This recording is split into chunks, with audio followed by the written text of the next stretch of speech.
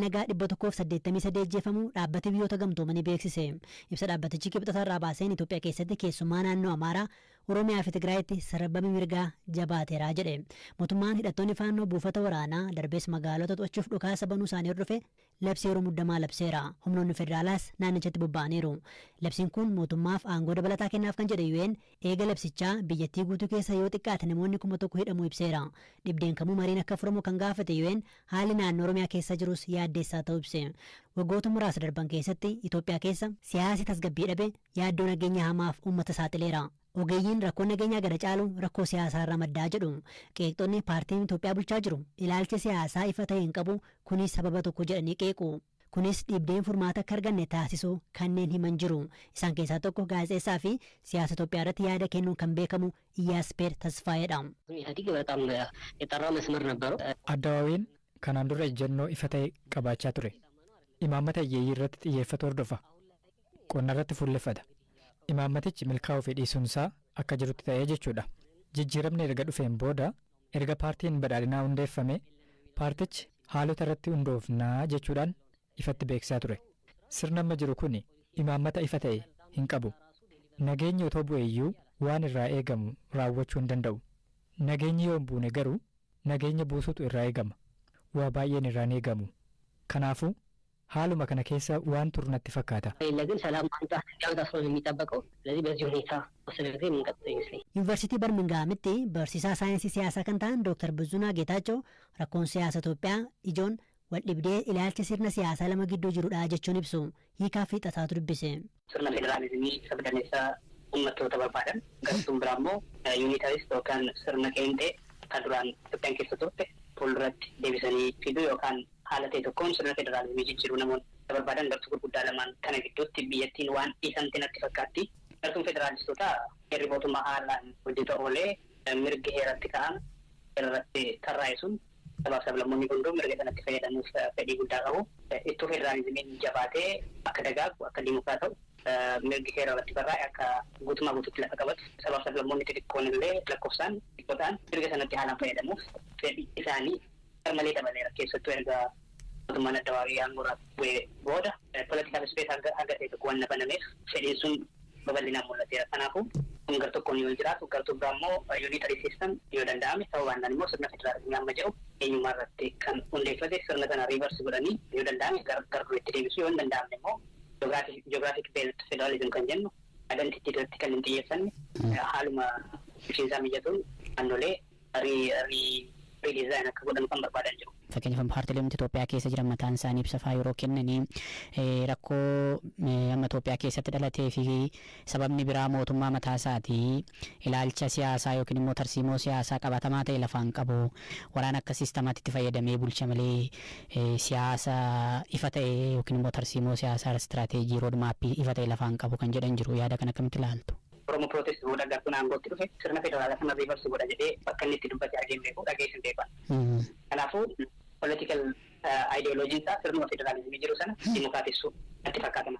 Bara 2018 dura rakkoon Itoophiyaa inuma jira kan walirra harkifatee dhufe jira mootummaan kun immoo erga aangootti dhufe waraanni achitti asitti babal'achuun jira kana hundumaa yaada keessa galchitanii fuuldureen Itoophiyaa maal ta'inna jettanii tilmaamtu. Walitti bu'iinsa kana furuun rakkisaa ta'a. Tokkoffaa waraanni gara kaabaatti speeshaalii waraanni Tigraay wal qabatee ture sun cafaa hedduu uumeera. Naannoo Amaaraa keessa gartuuleen hidhatanii socho'an kaanillee dargaggeeyyiin baay'een cafaa sanatti fayyadamuun meeshaa harka isaanii galeera. Kanaafuu sun cafaa bifa vaayolent ta'een gaaffii isaanii akka dhiyeessan carraa baneera. Kanaafuu mootummaan gara fuulduraatti maal taate jedhuuf I think erga waraanni Tigraay bifa waliigalteedhaan solve godhame as akka ta'e tokko biyyattiin tasgabboofti. Ekonomikaalis fooyya'insi ni jira. Kana jechuun maallaqni biyya alaatii gargaarsa adda addaa liqiin adda addaa moor nama gargadhiifamutti jira waan ta'eef hanga ta'e tokko ekonomikaalii tasgabbiin uumamuu danda'a. Gartuu nama mootummaa chaalenjii gochaa jirullee akkasuma waan mootummaan dhimma kana kontirool gochuu itti ulfaatu natti hin fakkaatu. Walumaa galatti garuu security yookaan humnaan qofa nagaa fiduun rakkisaa waan ta'eef karaa nagaa karaa mariitiin hanga maniru. Obbo Tolasaa Beetu kontiraaktarii daandii asfaaltii ijaaru sababa yaaddoo nageenyaan ijaarsa doggutuu dubbatan. Sababa rakkoo nageenya kanaaf immoo hidhattoota waboo himatanii hidhattooti badii garaagaraan himataman kun kana dura himannaa akkanaa waakkatu. Hirphaa Gammachuun bulchaa aanichaa dubbiseera. Daandiin kun aanaa lama aanaa buna dabalatiif aanaa dabalatiif deemudha. Waggaa saasitti waggaa akka jijjiiramuu fi kuma 2012 jalqabamee ture. Shukuteedha ka'ee ada kaachisiiseetti konkolaataa erga dhaabatee amma ji'a 3. Daandiin kun iyyuu mataasaa kan inni gufate rakkoo nageenyaatiin akka wal qabatu naa kaaftan.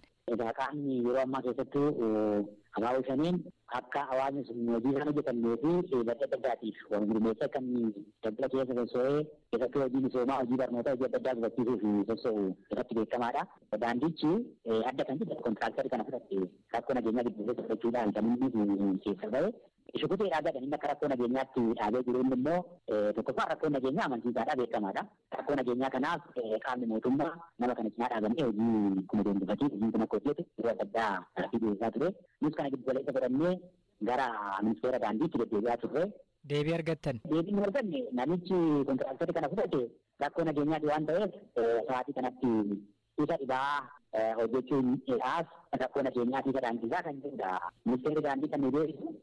Yoo xiqqate aanaa lamaan uummata 500,000 olii uummanni kun rakkachuurra akka suphaadhaan illee keessa darbuu qabna. Hawaasni kun rakkoo guddaa keessa jira kan jedhu kana xiinxala waggaa guutuu dhiyeessaa turre. Lubbuun namaa sababa kanaan darbe yoo jiraate lakkoofsaan waa gabaabsaa naa kaasa. Qabeenya wal qabatee amma konkolaataan dhoqqee sana keessa bahuu dhabuudhaan yoo xiqqate konkolaataan iddoo sanatti qabeenyaa abbaan gatee keessaa baqatee too saammari konkolaataan sadii sanarra darbee shagata guutuu moobaayilii sukkaara keessatti qabamee keessaa bahuu waan hin dandeenyeef deebi'ee halkan iddoo sanatti hinaan kan saammame dukeetiiwwan adda addaa bunni kuntaalaan maallaqaalee tilmaamuudhaaf amma na dhibe jecha salphaadhaan ibsuu hin dandeenye jechuudha. Bakka daandiin cabe sanatti jalaa saamame jara sana jala? Bakka sanatti jalaa saamame. Kana kan saamu warra ammaa shanee ta'ee daldala keessaa daldalli ta'ee keessatti kun jira miti. Qabeenyi kun isaan saamamee kan jedhani bakka tilmaama keenyatti daandiin kun dabarsuu hin danda'u abbaan qabeenyaa kun hinaan baadhee iddoo kanaa kan deeme bahuu waan hin dandeenyeef iddoo kanatti qabame ergiddoo fiisaa baqatee keessaa jechaadha qabeenya sanatti gate hundasaa. Kan biraa lubbuu namaarra miidhaa ga'e naa kaasa. Lubbuu namaatiin wal qabatee amma dhimmichi yaa'u daandiin kun akka bade ifatti waan beekamu uummanni konkolaataa yaabbatee asii keessa hin jiru amma jalqaba yaasii fakkeenyaaf amma ji'a 3 yeroo tokkitti konkolaataan bahee gadi deebi. Kanaaf amma lukaan kan inni galu kan se'u aanaa jalbii dhibbaa kan dhufitee dhibbaarraa lukaan waan adda addaa ta'e waan adda addaati kan inni deebisu. Kanaaf konkolaataadhaan bahuun socho'uun matuma isaatii waan dhaabateef mana yaalaa dhaquu kan dadhabe jaartii daa'imman haadholiin warra amma mana yaalaa dhaquu dadhabe akka fakkeenyaatti kanan kaasu du'eenyu jechuudha. Namni lubbuudhaan du'ee reeffa isaa aanaa fiduudhaaf kaanee magaala fidee kan jedhu gubbaarratti ba'aan dadhabamee ol deebi'ee awwaalame jira jechuudha. Eessatti deebisanii awwaalan isa kana fa'a? Yemmootti deebi'an awwaalame jira. Wanni kun yoom mudate? Inni kun bara. Sabuu Zallaqaa magaalaa Finfinnee keessatti guyyaa wixataa ijoollee wallee kiyya kan gurguree dhorkamtee jechuun hime weellisaan kun badii kanaaf poolisii himate xumura torban darbe artistiin kun albamii haaraa afaan Amaaraan qophaa'e inda abbaatee waddi shaalloo jechuunis mata dureen isaa akka abbaa koosin jaaladha jedhu baaseera. Poolisiinis na dhorku jaalala biyya koo fi uummatichaaf qabu hin hir'isuu jechuun dinqisiifattoota isaaf miidiyaa hawaasummaa feesbuuk gubbaa ergaa kaa'eera. Maatii olaanaan waan si mudate maali jechuun gaafateera. Kan isla ka raabsamu ijoolleen qopheessanii jiraayyu ijoolleen suni gabbaatee akka ishiin gurgurtuu fi siidii sun qabatanii deemanii achiin immoo poolisiin gurguruu hin dandeettanuu jedhanii bakka iyyuu jijjiiraa jennee turreeyyuu bakka walii jijjiiraati akkasiin yoo taate wanni jedha jennee hin taane ofirra dhiisnee qabna. Albamni kee kun qabiyyee siyaasaa qaba. Qabiyyeen isaa maal fakkaata ta'i? Waan saniin waa wal qabatuuf dhorkame? Ani beeksu nuti dhagaa'uun namoota illee dhageeffachuu dirqamaani maan qabattee dhageeffachuu achiin immoo yaada kan kee dubbachuu malee. Poolisoonni nu dhorkanii ka jettan amma sababa maal itti himan ijoollee dhorkamanitti?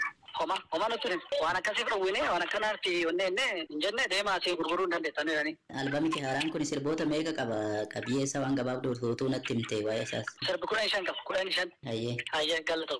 Dhimma abbuush dhiyeeffatee ilaalchisuun kan gaafanne dubbii himaan koomishinii poolisii magaalaa Finfinnee koomaandaritti aanaa Maarqos Taaddasa dhimma gurgurtaan albamaa dhoowwame jedhuun wal qabatee komiin nu bira dhiyaatee hin jiru jedhan. Odeeffannoon nu bira gahee hin jiru. Sadarkaa dhaabbataatti qaamni wallee nama tokko akka hin gurgurre dhorku jira. Dhimma yoo qabaatan dhufanii jechuudha. Qaamni dhufee iyyate hin jiru. Abbuush walleewwan isaa haaraa toora yuutuubii isaarratti gadhiisuu beeksiseera. Weellisaan kun walleewwan afaan Amaaraa yoo qopheessu kun kan duraa miti. Wallee haaraa gadhiise keessaa Shaamaa Burree kan jedhu isin affeerre.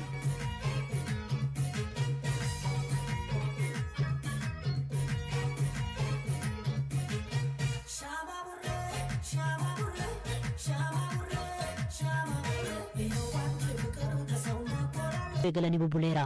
Dorgommiiwwan gurguddoo irrattis mul'achuu dhabuun waan baratamaa ta'eera. Rakkoon maali? Maaltu ta'e? Dhimma kana gaafachuuf keessummoota sadii affeerre. Mohammad Hebboo leenjisaa fi daayirektara kilabiiti. Rakkoonis furmaanni siyaasaa jedha. Wanti guddaan keessa jira aangawoota siyaasaa bira jira.